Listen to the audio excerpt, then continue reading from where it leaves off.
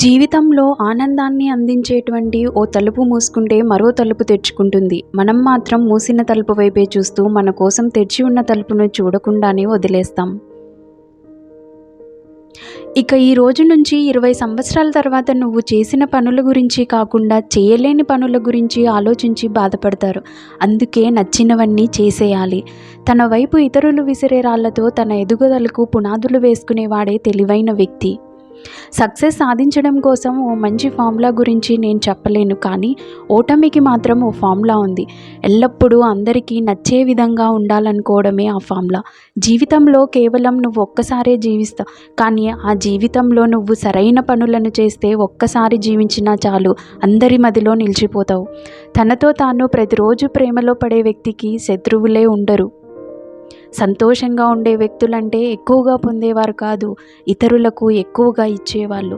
జీవితంలో అస్సలు సాధ్యం కాని ప్రయాణం అంటే అసలు ప్రారంభించనిదే. అసలు ప్రారంభించిన పని అసాధ్యంగా కనిపిస్తుంది.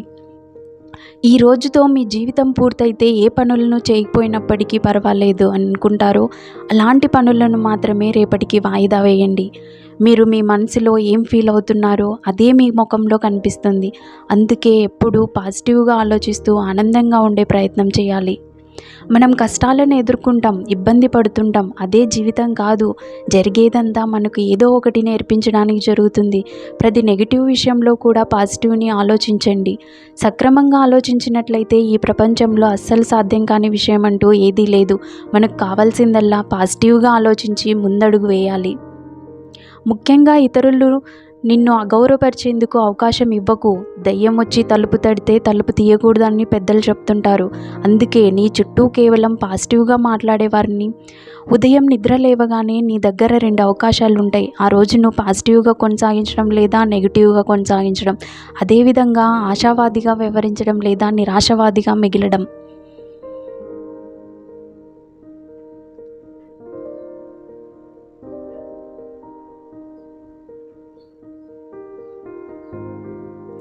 జీవితంలో మనం ఎవ్వరిని కలిసినా వారి నుంచి ఎంతో కొంత తీసుకుంటాం.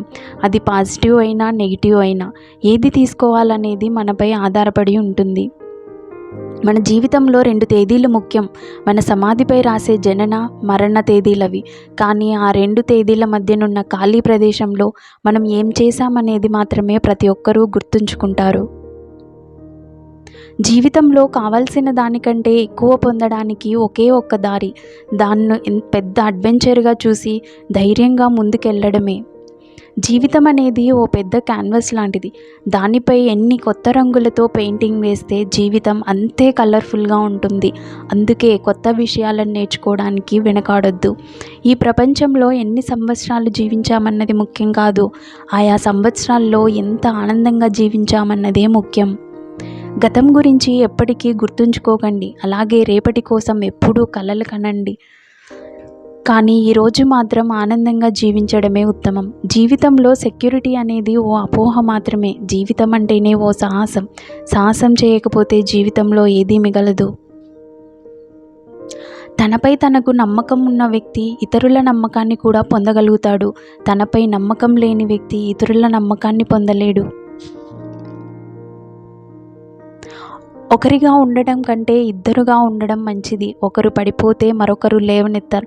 అన్నింటికంటే ఒకరిపై మరొకరు చూపే ప్రేమ గొప్పది. అది ఎన్నో తప్పులను కూడా క్షమించేలా చేస్తుంది. చాలా తొందరగా కోపం తెచ్చుకోకండి, ఎందుకంటే కోపం అనేది మూర్ఖుల మనస్సులోనే ఎక్కువగా ఉంటుంది. 1000 యుద్ధాలు గెలవడం కంటే నిన్ను నువ్వు గెలవడం, నీ గురించి నువ్వు తెలుసుకోవడం ఎంతో అవసరం. నిన్ను నువ్వు గెలిస్తే నీ నుంచి నీ గెలుపును ఎవరూ దూరం చేయలేరు. మనసును మనం కంట్రోల్ చేయలేకపోతే అదే మనకు ప్రధాన శత్రువుగా మారుతుంది. జీవితంలో మనం కావాలనుకున్న ప్రతి ఒక్కటి భయానికి అవతల వైపు దాగి ఉంటుంది. మనకొచ్చేదాన్ని బట్టి మనం జీవించే విధానం ఉంటుంది. మనం ఇతరులకు ఇచ్చేదాన్ని బట్టి మన జీవితంలోని ఆనందం ఉంటుంది.